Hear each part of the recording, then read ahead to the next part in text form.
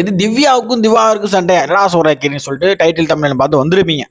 ஆமாங்க, அது என்ன ஏது வேற என்னெல்லாம் வந்துட்டு நாளைக்கு நடக்க போகுது, இன்னைக்கு என்ன நடந்திருக்கு அப்படிங்கிறதெல்லாம் வந்துட்டு இந்த வீடியோவில் சொல்ல போகிறோம். அதனால ஸ்கிப் பண்ணாமல் ஃபுல்லாக பாருங்க. நம்ம சேனல் லைவ்ல இருந்தே நம்ம இந்த அப்டேட்லாம் கொடுத்தோம். பட் லைவ்ல மிஸ் ஆனவங்களுக்கு வீடியோ மூலமாக சொல்லிக்கிறேன், வேற ஒன்றும் கிடையாது. ஸோ அதனால வந்துட்டு முடிஞ்ச அளவுக்கு லைக்கை போட்டு கமெண்ட்டை தட்டி விடுங்க. திவ்யா ஃபேன்ஸ் ஆப்வியஸாக சொல்லவே தேவையில்ல, எல்லா வீடியோலையும் திவ்யா தான் கமெண்ட் போடுறீங்க. இதுலையுமே முடிஞ்ச அளவுக்கு ஒரு 30 கமெண்ட்டை ஒவ்வொருத்தரும் போடணும். அண்ட் டாஸ்க் பார்த்தீங்கன்னா ஒரு 100 லைக் 150 லைக் திவ்யா ஃபேன்ஸ் தான் சால்ட்டாக அடிப்பீங்கன்னு நினைக்கிறேன். பரவாயில்ல, ஓகேவா? ஸோ கண்டென்ட் ஃபுல்லாக பார்த்துட்டு கமெண்ட்டை போடுங்க. இப்போ இந்த சண்டை எங்கேருந்து ஆரம்பிக்குது அப்படிங்கிறது, ப்ரோ நல்லா ஒன்னா தானே ப்ரோ இருந்தாங்க, ஃபன் பண்ணிட்டு இருந்தாங்க, காமெடியா பேசிட்டு இருந்தாங்க, இங்க எங்க பிரச்சனை அப்படின்னு சொல்லிட்டு கேட்கலாம். பட் இது வந்துட்டு ஒரு சோர்ஸா வந்த, ஐ மீன் சொல்லப்பட்டதான், பரவலா வந்த ஒரு செய்தி தான், காதுக்கு வந்த செய்தி தான். இது வந்துட்டு கன்ஃபார்ம் நடந்திருக்கா, எப்படி எல்லாம் நடந்திருக்கு அப்படின்னு தெரியாது. பட் நம்ம எப்போதுமே ஒரு அனாலிசிஸ் பண்ணுவோம், ஒரு ப்ரிடிக்ஷன் பண்ணுவோம், இது மூலியமா நடந்திருக்கும், இது மூலியமா வரும் அப்படின்னு சொல்லிட்டு. அது எப்போதுமே நடந்துட்டு தான் இருக்கு. அது வந்து ஒர்க் அவுட் ஆயிருக்கு, அது ஒர்க் ஆகிட்டு தான் இருக்கு. எண்ட் ஆஃப் த டே நம்ம எல்லா வீடியோலையும் நம்ம சொல்ற எவிக்ஷன் வரைக்கும், சாண்ட்ரா எவிக்ஷன் வரைக்கும் எல்லாமே ப்ரிடிக்ட் பண்ணி இப்போ சொன்னாதான் அது ஆப்வியஸா வந்துட்டு நடந்திருக்கு. நம்ம சேனல்ல நீங்க வீடியோ பார்த்தா தெரிஞ்சிருக்கும். ஸோ இந்த ஃபைட் அப்படிங்கிறது ஒரு சின்ன குழுவாக தான் கிடச்சிச்சு. இப்படி மாதிரி திவாருக்கும் திவ்யாவுக்கும் ஒரு சண்டை நடந்திருக்கு அப்படின்னு சொல்லிட்டு. ஸோ இந்த சண்டை எதனால ஸ்டார்ட் ஆகிருக்கும், இது வந்துட்டு நாளைக்கு நடக்கிறதா இல்லை இன்னைக்கு எபிசோடு ஆஃப்டர் எபிசோடு எவிக்ஷனுக்கு அப்புறம் நடக்கிறதா அப்படிங்கிறது ஆப்வியஸாக எங்கேருந்துமே அதுக்கான ஒரு ரிலேட்டபிள் சோர்ஸ் வந்து கிடைக்கல. பட் என்னோட ப்ரிடிக்ஷன் படி இது எங்க ஸ்டார்ட் ஆயிருக்கும் அப்படிங்கிறதான் நாளைக்கு நடக்கிறது. அது ஆப்வியஸா இன்னைக்கு வந்திருக்கான்னு நினைக்கிறேன்.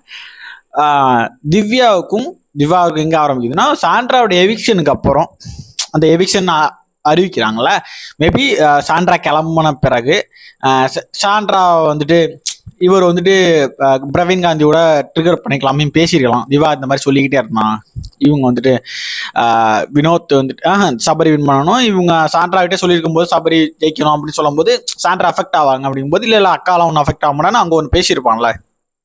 லைக் அந்த டாப்பிக்கை திரும்ப எடுத்து ஏதோ ஒன்று திவா வார்த்தையை விட்டு திவ்யா அதை வந்துட்டு ஸ்டார்டிங் பாயிண்ட் ஆகுது, நீ எப்படி சொன்ன அப்படின்னு சொல்லிட்டு அந்த சண்டை வந்துட்டு பெருசாக இருக்கலாம். ஸோ இதுதான் எனக்கு தெரிஞ்சு ஓவராலாக வந்துட்டு ஒரு சண்டை கிரியேட் ஆகி ரெண்டு பேருக்குள்ளேயுமே ஒரு கிளாஸ் வந்து கிரியேட் வரதுக்கான சான்சஸ் இருக்கு. பட் இதை தாண்டி ஒரு விஷயம் தான் நாளைக்கு இருக்கு. யாருக்குன்னு சொல்றேன். இப்போ வந்துட்டு வினோத் வெளில போயிட்டாரு. வினோத் இன்னொரு 2 நாள் உள்ள வராரு. ஆப்வியஸா செவ்வாய்க்கிழமை டெலிகாஸ்ட் ஆகும். மண்டே வந்துட்டு நாளைக்கு என்ட்ரி ஆகி செவ்வாய்க்கிழமை டெலிகாஸ்ட் ஆகும். இப்போ ஆல்ரெடி வந்துட்டு கனியும் பிரச்சனை உள்ள போயிட்டாங்க.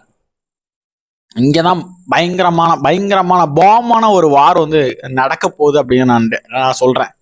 எப்படி ப்ரோ அப்படின்னா, Viana versus Prajin, Viyana versus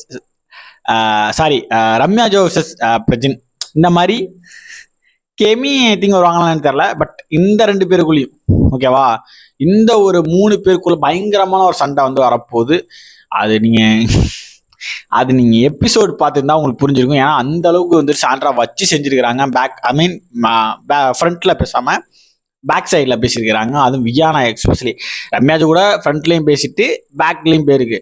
but Viana அப்படி இல்லை. ஸோ அதனால பிரஜன் வந்து என் பொண்டாட்டி எப்படி பேசுனீங்க, இதெல்லாம் பேசுனீங்க, உங்களுக்கு என்ன தகுதி இருக்கு, வாட் எவர் இட் இஸ், என்னென்னமோ பேசுறதுக்கான வாய்ப்புகள் ஏராளமா இருக்கு, அவ்வளோ கொட்டி கிடக்கு. அதனால ரெடி ஃபார் த ஃபைட். ஓகேவா, நல்லா இருக்கும் கண்டிப்பா. இந்த வாரமும் உங்களுக்கு போர் அடிக்காது. இந்த வாரம் உங்களுக்கு ஸ்டார்டிங் போர் அடிச்சாலும் எண்டிங் சூப்பராக கொடுத்தாங்க பாருங்க. அது மாதிரி இந்த வாரம் ஃபினாலே வீக் முன்னாள் முத நாள்ல இருந்து இந்த ஃபினாலே வீக் நுழையிறோம்ல, அதுலேருந்து சண்டே வரைக்குமே உங்களுக்கு காரசாரமாக கண்டிப்பாக இருக்கும். இடையில ஒரு 2 நாள் ஒரு நாள் ஆனால் இனிப்பாக இருக்கலாம். ஏன்னா பொங்கலுக்கு செலிப்ரேஷன் ஸ்டார்ட் பண்ணுவானுங்க, செலிபிரிட்டிஸ் உள்ள வருவாங்க. மேபி ஒரு ஃபேமான எக்ஸ் கண்டஸ்டன்ட் வந்து பிபி வீட்டுக்குள்ளே வரலாம். அந்த பொங்கல் செலிப்ரேஷன் பட ப்ரொமோஷன்ஸ்க்கு வருவாங்க. எனக்கு தெரிஞ்சு வாவாத்தியாரோட ப்ரொமோஷன்ஸ் கூட வரலாம். பொங்கல் ரிலீஸ் ஆகுது, கார்த்தி உள்ள வரலாம், ஆக்டர் கார்த்தி உள்ள வரலாம். வேற என்ன படம், பெரிய படம் வந்து பொங்கலுக்கு வேற எதுவும் இல்லை. அதனால maybe Jeeva team triple T தலைவன் தம்பி தலைமையில் சம்திங் என்னமோ எண்டில் முடியும், எனக்கு அது வேற ஃபுல்லாக நாமல. ஆக்டர் ஜீவா அவர் வரலாம், டீம் வரலாம். ஸோ இதெல்லாம் வாய்ப்புகள்லாம் இந்த டியூஸ்டே ஆர் வெட்னஸ்டே இந்த மாதிரி டைங்களில் வந்துட்டு வரதுக்கான வாய்ப்புகள் இருக்குது. அதுக்கு முன்னாடியும் அதுக்கு அப்புறமும் கலவரங்கள் இருக்கு பிக் பாஸ் வீட்டுக்குள்ள 100% இருக்கு. அது திவார் இருக்கிற வரையும் அது நடந்துக்கிட்டு தான் இருக்கும். ஸோ அந்த சண்டைகள் பயங்கரமா இருக்க போது அதுக்கப்புறம் சாண்ட்ராவோட ரீஎன்ட்ரி. சாண்ட்ரா வெளியில வந்து பார்த்துட்டு வெளியில இதெல்லாம் பார்த்துட்டு பாம்பு படம் எடுக்கும் கண்டிப்பா. அனகோண்டா கண்டிப்பா கொத்தாம விடாது. யாரெல்லாம் கொத்தும் அப்படிங்கிறத கமெண்ட்ல சொல்லுங்க. யாரெல்லாம் இதுக்கு வெயிட்டிங், இந்த ஒரு ஃபைட்டுக்கு யாரு வெயிட்டிங் அப்படிங்கிறத மறக்காம கமெண்ட்ல சொல்லுங்க. நான் ரொம்ப ஈகரா வெயிட் பண்றேன். ஏன்னா இவங்க எல்லாமே ஒரு கேவலமான வேலையை பார்த்தவங்க தான். அதனால இவங்க அடிச்சுக்கிறது நம்ம ஹாப்பியாக உட்காந்துட்டு பாப்கார்னை போட்டு சாப்பிட்டுட்டே இருக்கலாம். நம்ம ஆளுக்கு பிடிச்ச ஆளுக்கு ஓட்டை போடலாம். நான் பர்சனலாக சபரிக்கு ஓட்டு போட போகிறேன், எப்போதும் போல தான். That is my choice. So உங்கள் சாய்ஸ் எங்கிறத சூஸ் பண்ணிட்டு கமெண்ட்டில் சொல்லுங்கள். நான் இப்போ தான் சொல்கிற மாதிரி தாங்க, இல்லை நான் மாட்டுக்கிறதே அந்த ஒரு ஆரம் முழுக்க இப்படி தான் இல்லை அப்படின்னு சொல்லுவேன். சபரி ஜெயிச்சா அது குழந்தைகளுக்கு 100 ஆதரவற்ற குழந்தைகளுக்கும் ஆதரவற்ற திருநங்கைகளுக்கும் ஏழைபாளைகளுக்கும் தான் சென்றடையும் அந்த பணம். ஸோ அவன் ஜெயிக்கணும், அந்த காசு அங்கே போய் சேரணும், அவ்வளோதான். ஸோ நெக்ஸ்ட் வீடியோவில் மீட் பண்ணுறேன். டாடா, பை.